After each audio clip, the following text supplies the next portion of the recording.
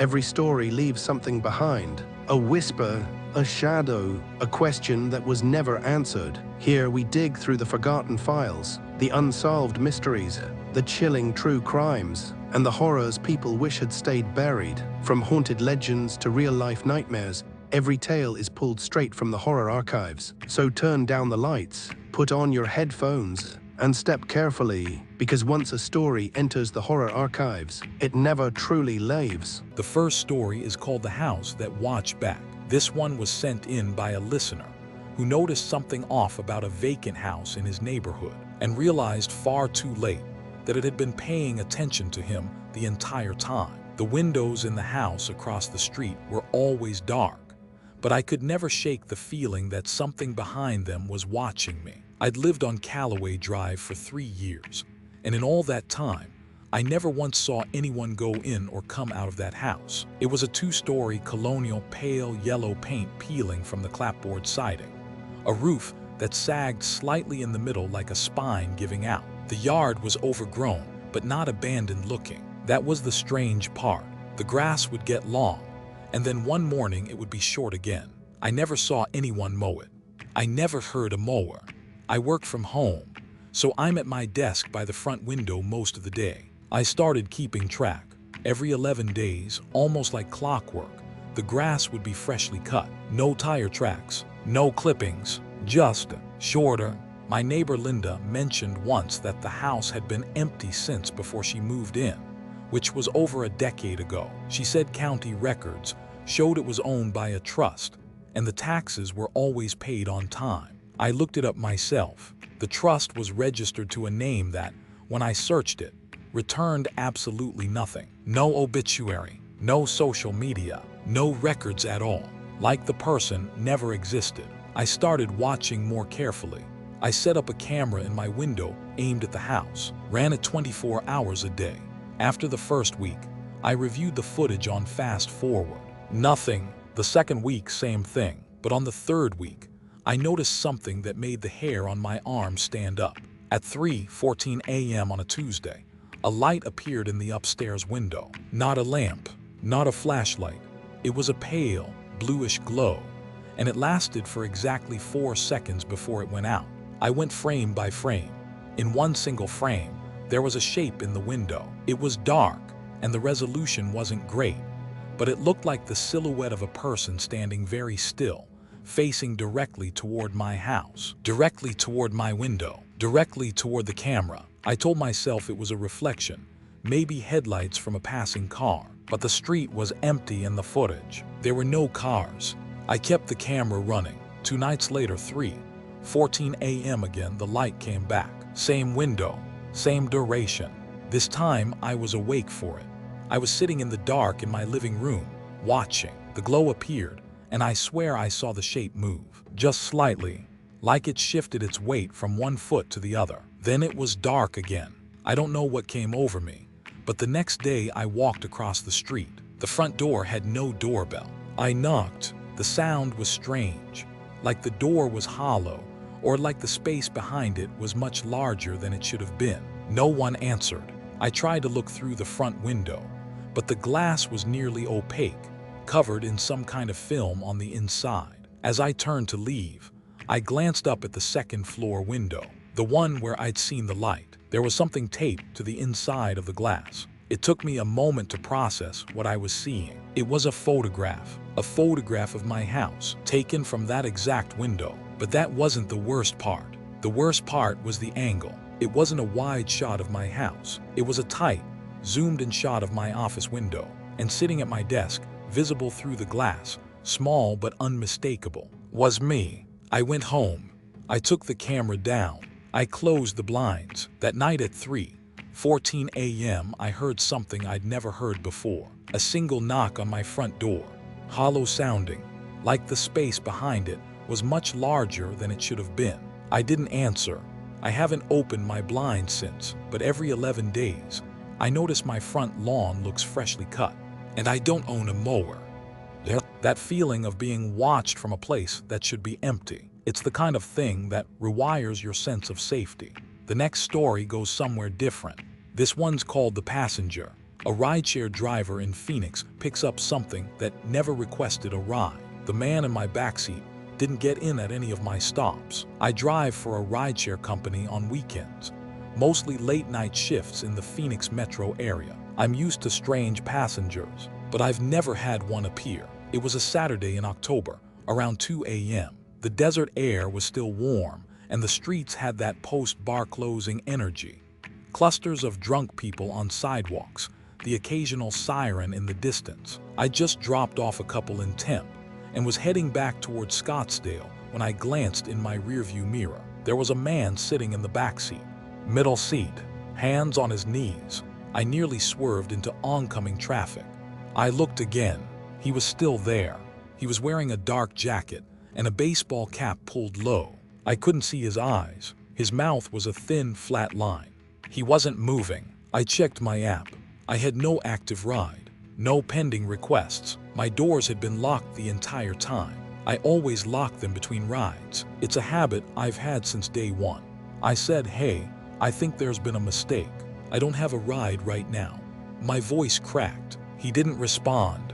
He didn't move. He just sat there with his hands on his knees, perfectly still, like a mannequin someone had buckled in. I pulled into a gas station. It was well lit, and there were a few other cars there. I put the car in park and turned around to look at him directly. He was looking at me now. I could see his eyes under the brim of the cap. They were glassy and fixed, like he wasn't blinking. His skin looked waxy, and he was smiling now. Not a friendly smile, the kind of smile that's just the mechanical movement of lips with nothing behind it. "You need to get out of my car," I said. I tried to sound firm, but my hands were shaking. He tilted his head to the side, just slightly, and then he spoke. And this is the part I still think about every single day. He said my name, my full legal name, first and last. I unlocked the doors and got out of the car. I walked to the gas station entrance and turned around. I could see my car from the window. The backseat was empty. I went back to the car. I checked every inch of it. Backseat, trunk under the seats. Nothing. No sign anyone had been there at all. Except for one thing. On the middle seat, right where he'd been sitting, there was a small square of paper. I picked it up. It was a photograph, old and faded, with a white border like pictures from the 80s. It was a photo of a house. It took me a long time to recognize it, because I hadn't seen it in over 20 years. It was my childhood home in Ohio, the one I lived in until I was 7, the one my family moved out of after my younger brother went missing from the backyard and was never found. On the back of the photograph, written in pencil, were 2 words: "He's close." I still drive for the rideshare company. I need the money, but I don't do late shifts anymore. And every time I check my rearview mirror, my stomach drops for just a second before my brain catches up. I keep the photo in my glove compartment. I've thought about throwing it away 100 times, but some part of me won't let go of those 2 words. I don't know if they were a threat or a message. I don't know which would be worse. There's something about a stranger knowing things they shouldn't that stays with you. The next story is called Trail Cam. This one comes from a man living alone in rural Vermont who set up a wildlife camera on his property and found photos of something he can't explain. There were 46 photos on the trail camera, and I was in 31 of them. I set the camera up on my property in rural Vermont to track deer movement during the off-season. I mounted it to a tree about 200 yards behind my house, on the edge of a logging trail I knew the deer used at night. Standard stuff. I've been doing it for years. The property backs up to nearly 800 acres of unbroken forest. No other houses for miles. The nearest paved road is a 20-minute drive down a dirt track. In winter, it's one of the quietest places on earth. Just wind and the occasional crack of a branch under snow. I left the camera out for 2 weeks and went to pull the SD card on a Sunday morning. 46 photos. That's a lot of triggers. I was expecting deer, maybe a coyote or 2.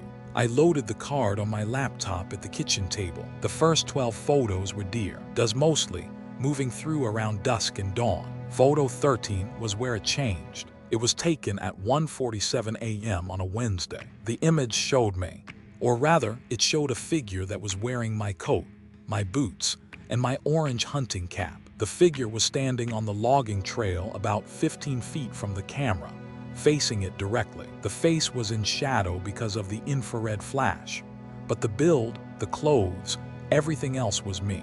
I hadn't been outside at 1:47 a.m. on a Wednesday. I'd been asleep. I live alone. I clicked through the next photos with a growing sense of nausea. The figure appeared again and again over the next several nights, always between 1 and 3 a.m., always wearing my clothes. In some photos, it was standing on the trail. In others, it was closer to the camera. In one, it was reaching toward the lens with a bare hand, fingers spread, like it was trying to touch the glass. Photo 24 made me stand up from the table. The figure was no longer on the trail. It was behind my house, visible in the background of the frame, standing at my back door. The door I never lock because I've never had a reason to. The door that opens directly into my kitchen. The kitchen where I was now sitting. I checked my clothes. My coat was hanging on the hook by the door where I always leave it. My boots were by the mat. My hunting cap was on the shelf. I picked up the coat and smelled it. It smelled like pine and cold air and something else, something sour and organic that I couldn't place. The last photo on the card was taken the night before I retrieved it, 2:33 a.m. The figure was not outside. The trail was empty, but the camera, which was motion activated and pointed at the logging trail, had been triggered by something. I looked at the photo more carefully. In the far background, barely visible through the trees, was my house, and through the kitchen window, illuminated by the light above the stove that I always leave on at night, there was a figure standing inside, just standing at the window, looking out toward the camera. I don't know who was wearing my clothes. I don't know how they got in my house, but the thing that keeps me awake now, the thing that I keep coming back to, is this. The camera was motion activated. Something on that trail triggered it. The figure in the photo was inside my house, which means there were two of them. I installed deadbolts on every door. I put cameras inside the house. I haven't seen anything on them yet, but every morning when I wake up, my coat smells like pine and something sour, and the boots by the door are never quite where I left them. That one's hard to shake. The idea that something is using your own belongings, moving through your space while you sleep. But the next story hits differently. This one is called the voicemail. It was sent in by someone who received a phone call from his mother 6 hours after she passed away. My mother left me a voicemail 6 hours after she died. I need to say that upfront so you understand why I can't let this go. She passed at 4:12 p.m. on a Thursday from cardiac arrest. The hospital confirmed the time. I was in the waiting room when they told me. I had been there all day. My mother had been sick for a long time, congestive heart failure. The last few weeks she was mostly incoherent, in and out of consciousness. She hadn't spoken a full sentence in over a week. Her phone had been in a plastic bag of personal belongings at the nurse's station since she was admitted. It was dead. I know this because I had tried to charge it 2 days earlier to get a number from her contacts and found the charging port was broken. The battery was at 0. I drove home that night in a fog. I sat in my car in the driveway for a long time. When I finally went inside and sat on my couch, I checked my phone. I had one new voicemail. The timestamp said 10:07 p.m., 6 hours after she died. The voicemail was from her number. I stared at it for a long time. Then I played it. The first 3 seconds were silence, not dead air, but the kind of silence where you can tell the line is open, like someone is holding a phone and breathing. Then there was a sound, a wet, crackling sound, like someone trying to speak with fluid in their throat. My mother had fluid in her lungs the last 2 weeks of her life. That's exactly what she sounded like when she tried to talk. Then the words came. They were distorted, almost submerged, like hearing someone speak underwater. But I could make them out because I had spent the last month leaning close to her face, trying to understand every word she said. She said, "It's not what they said it would be." Then the line went dead. I played it again and again. I played it probably 30 times that night. The words didn't change. The voice was hers. I know my mother's voice even through the distortion, even through the fluid, even through whatever medium that message traveled through to reach me. The next morning, I drove to the hospital. Her belongings were still at the nurse's station. I asked for the bag. Her phone was inside. I pressed the power button. Nothing. Completely dead. The port was still broken, corroded green. I took it to a phone repair shop. The technician opened it up and told me the battery was not just dead but physically swollen and damaged. He said the phone hadn't been functional for at least a week, maybe longer. There was no way it made a call. I contacted my carrier. I asked for records of incoming calls to my number on that date. They showed a call from my mother's number at 10:07 p.m. lasting 11 seconds. It was real. It happened. The call originated from her number and reached mine, but her phone was dead and had been dead. She was dead and had been dead. I've talked to people about this. A grief counselor said it was likely a network glitch, a delayed voicemail from an earlier call that just arrived late. But my mother hadn't been able to speak for over a week, and the words she said, she wasn't confused. She wasn't calling for help. She was reporting something. She was telling me something specific about wherever she was. It's not what they said it would be. I don't go to church anymore. I don't find comfort in the things people say about the afterlife because my mother called me from the other side of it, and she didn't sound at peace. She sounded like she was trying to warn me. And every night before I fall asleep, I wonder what she meant. And I wonder if I'll find out. The voicemail is still on my phone. I can't delete it. It's the last thing I have of her. But sometimes late at night I play it, and I swear the words sound slightly different each time. Not the content, the tone, like she's getting more urgent, like she's running out of time to tell me something I'm not understanding. I'll be honest, that one genuinely unsettles me every time I read it. The idea that death isn't the end, but also isn't what we hoped it would be. The last story tonight is the most disturbing one I've covered in a while. It's called the Camcorder Tape. A man renovating an old house in Indiana finds something hidden in the wall, and what's recorded on it changes everything he knows about the property. I found a camcorder tape in the wall of my house during a renovation, and what was on it is the reason I'm selling the property. I bought the house in 2019. It was a 1970s ranch in a small town in Indiana, and I got it for well under market value because it had been sitting empty for almost 5 years. The previous owner died, and the estate had trouble selling it. I didn't ask too many questions. I just saw a cheap house that needed work. The first year was fine, normal renovation stuff, tearing out old carpet, replacing drywall, updating the plumbing. Then I started on the master bedroom. I was pulling out the old insulation in the exterior wall when I found a plastic bag tucked between two studs. Inside was a mini DV camcorder tape, the kind that were common in the late 90s. It was labeled with a date, 8/14/1997. No other markings. I didn't own a mini DV player, so I ordered one online. It took about a week to arrive. I almost forgot about the tape, but when the player came, I hooked it up to my TV and pressed play. The first few minutes were a children's birthday party, a backyard, a picnic table with a cake, kids running around in summer clothes. It looked normal. A woman's voice was narrating, saying names I didn't recognize, laughing. The camera panned to a man standing by a grill, and he waved. Then the camera went to a little girl, maybe 5 or 6, with dark hair and a purple dress, blowing out candles. Everyone sang happy birthday. Then there was a jump cut, and the mood changed completely. It was nighttime. The camera was inside the house. My house. I recognized the hallway immediately. The wood paneling, the placement of the doors, the light fixture I'd replaced a month earlier. Whoever was holding the camera was walking slowly down the hallway toward the master bedroom. There was no narration, no sound at all, except the soft compression of carpet under feet. The camera entered the master bedroom. The room was dark, except for a nightlight plugged into the far wall. In the bed, someone was sleeping. The camera moved closer. Slowly, it stood over the bed for nearly 2 minutes, just filming the sleeping person. It was a woman, her face half buried in a pillow. She didn't wake up. Then the camera pulled back and left the room.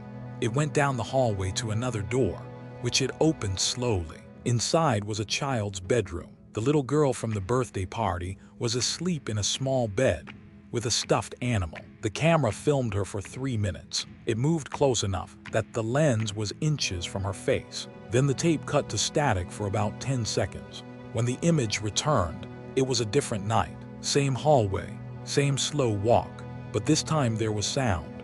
Breathing, heavy, deliberate breathing. Like whoever was holding the camera wanted it to be recorded. The camera entered the master bedroom again. The woman was sleeping again, but this time, on the nightstand next to her, there was something that hadn't been there before. I paused the tape and looked closely. It was a Polaroid photograph. The image was too small to make out clearly, but it appeared to be a photo of the woman sleeping, taken from the same angle. On a previous night, the tape continued like this, 7 separate nights, all following the same pattern. The hallway, the bedroom, the woman, the child. Each time the camera got closer. Each time there were more Polaroids on the nightstand, forming a small stack. The woman never woke up. She never knew. The final segment was different. The camera didn't go to the hallway. It was pointed at a mirror, the bathroom mirror, the same one I'd removed during renovations. In the reflection, I could see the person holding the camera for the first time. It was the man from the birthday party, the one by the grill, the one who waved. He was staring directly into the lens with an expression I don't know how to describe. Not anger, not sadness, nothing, absolute vacancy, like the person behind the eyes had left and something else was operating the body. He held the camera there for a long time. Then he smiled. Then the tape ended. I looked up the history of the house. The previous owner, the one who died, was a man named Gerald Petties. He lived alone for the last 19 years of his life. Before that, he lived with his wife and daughter. His wife disappeared in 1998. His daughter was placed in foster care. The wife was never found. The police report listed the wife as a voluntary missing person. She left no note, took no belongings, and was never heard from again. Gerald was never charged with anything. The tape was in the wall. He put it there. He kept it like a trophy, sealed inside the house where his wife slept, where his daughter slept, where he filmed them night after night without their knowledge. I gave the tape to the police. They said they'd look into it. That was 8 months ago, and I haven't heard back. Gerald Petties is dead. His wife is still missing. And when I was pulling the tape out of the wall, I noticed something I haven't told anyone until now. The plastic bag wasn't alone in that space between the studs. There was a second bag behind it, pushed further in. I could see it but couldn't reach it. It was heavier. It didn't look like it contained a tape. I left it there. I called the police. I told them about it. They said they'd send someone. No one came. I'm selling the house as is. I don't want to know what's in that wall, but I think I already do. And that's where tonight's file closes, but the archives are far from empty. If you enjoyed this story, make sure to subscribe and join us as we uncover more horrors, mysteries, and true crimes hidden in the horror archives. Until next time, keep the lights low, keep listening, because you never know what story we'll uncover next.